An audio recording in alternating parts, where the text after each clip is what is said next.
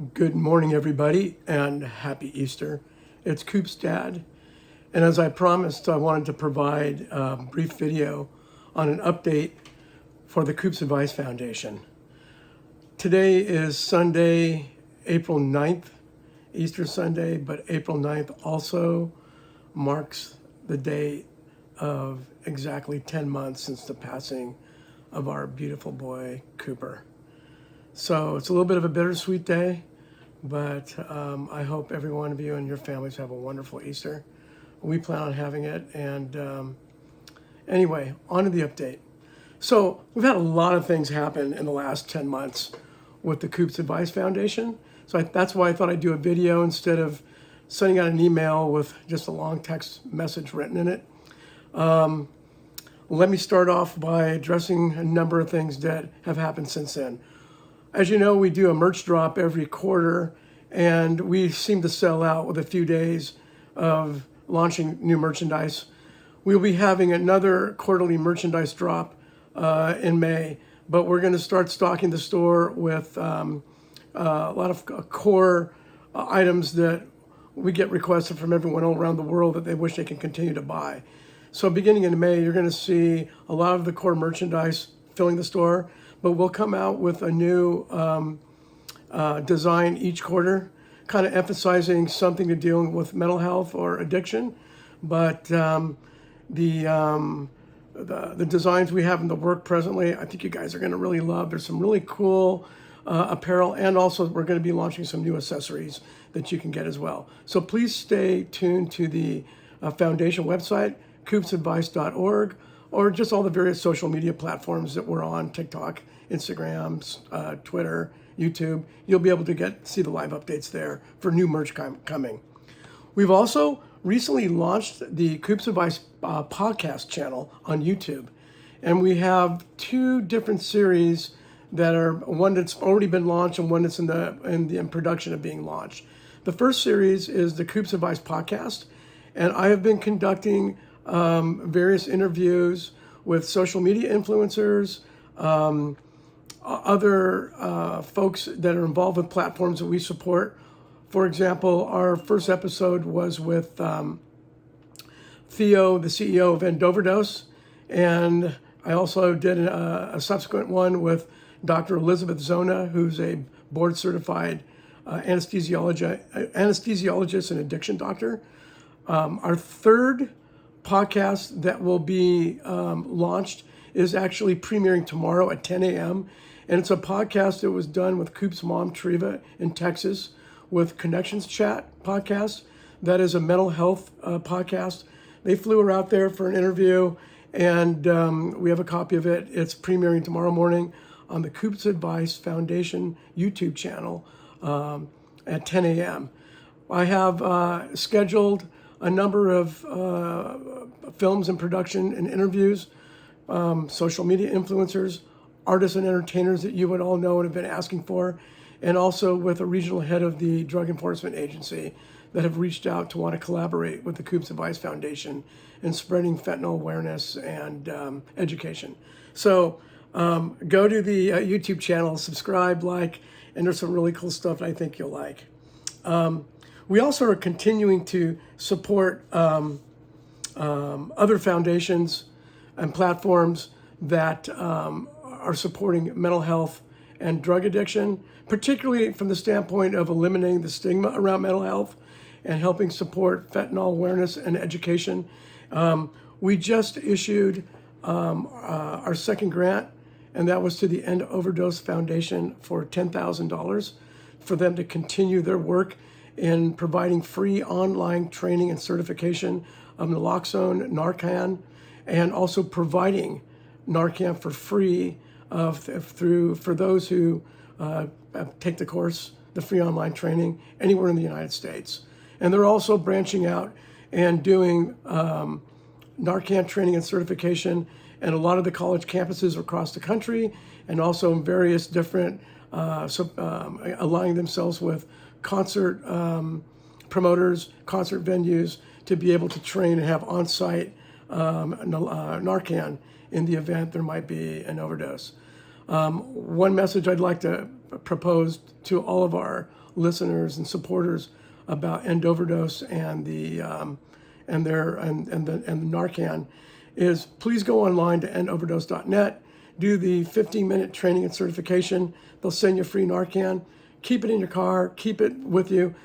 The overdose rates are just exploding, and there's going to be a time where you're going to be in a mall, in a restaurant, at a concert, at a party, and somebody's going to need that Narcan, and you're going to have it, and you're going to save lives.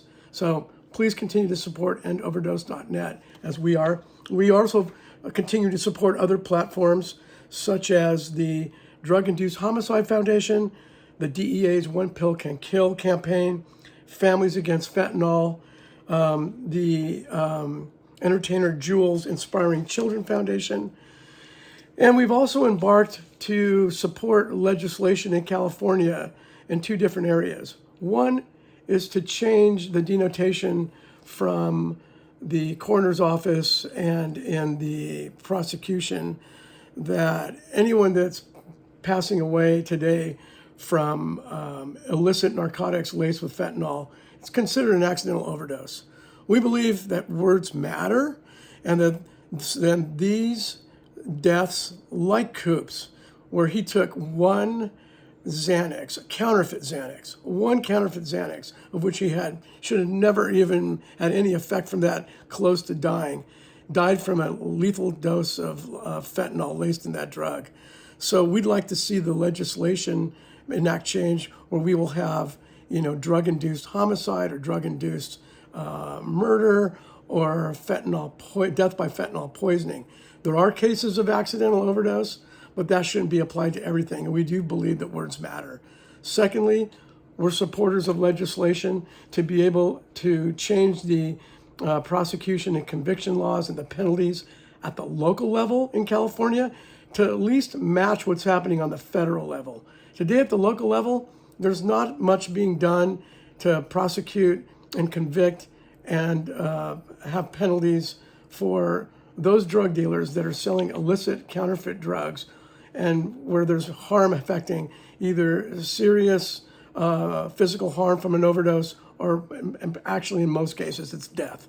So what some of these local jurisdictions are doing is they're bringing in the DEA because they're a federal agency. They have harsher and stricter laws. Now you might ask, why isn't California at the local level supporting this? Why is California at the state level not supporting this with legislation?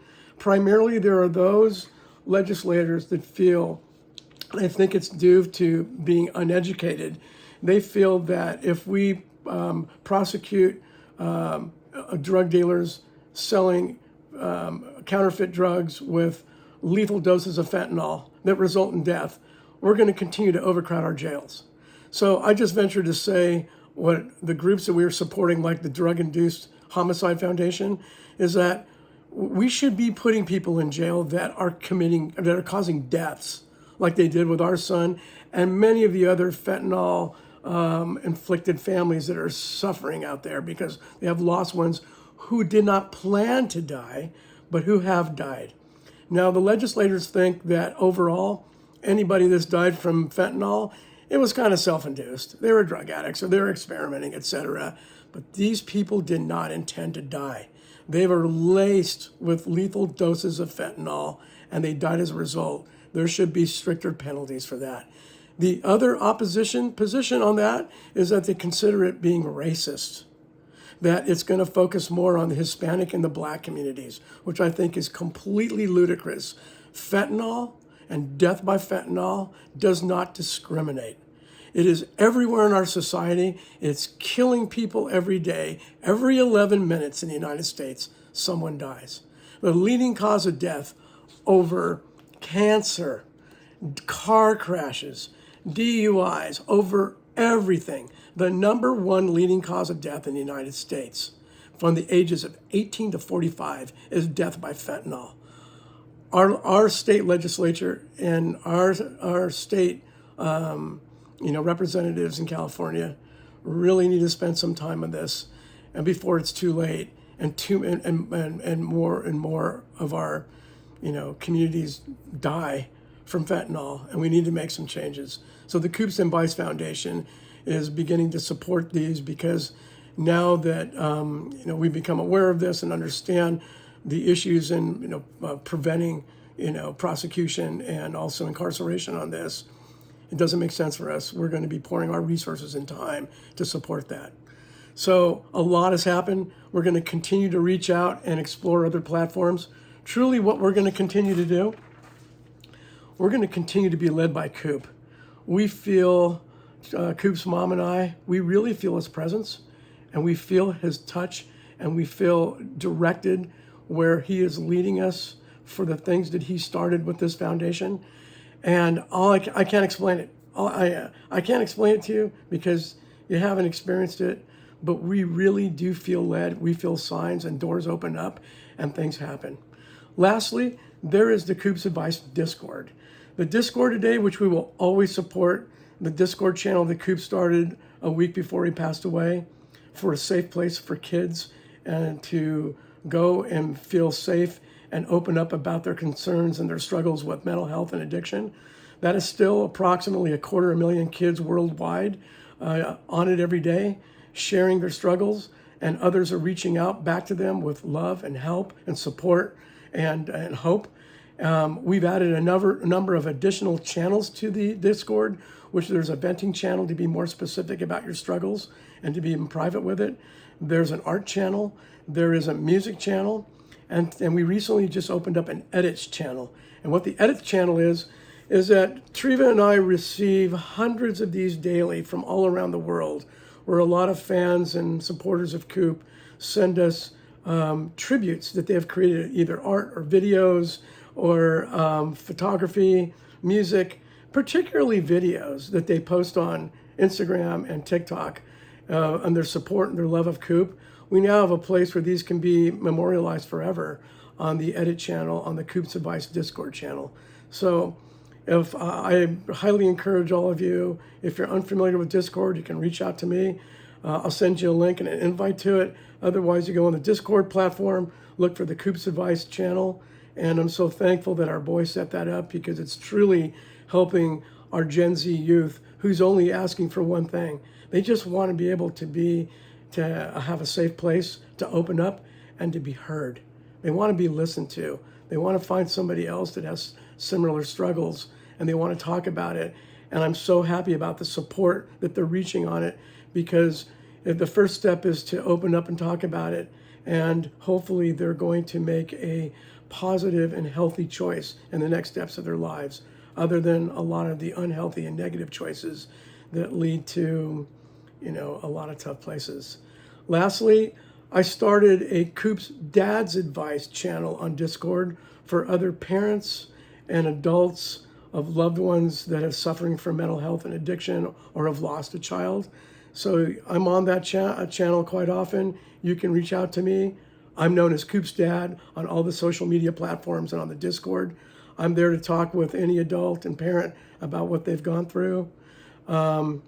I've found that there's not a lot of dads that want to open up and talk about this, but I'm there, and I'm available to be reached out by any dad or any other adult or parent, in any method you can reach me. My contact information is open on the internet. Please feel free to reach out. And lastly, I just want to say thank you to all of our supporters, those of you that have donated to the Coop's Advice Foundation, those of you that reach out with messages of love and support all the time. Thank you. I just want to say Happy Easter to all of you and your families. Hold on to your kids. Love them. They need you. They're changing the world like our son is doing. I just want to say thank you. It really means the world to Coop's mom and I. Thanks, everybody. Have a happy Easter, and we'll be in touch soon.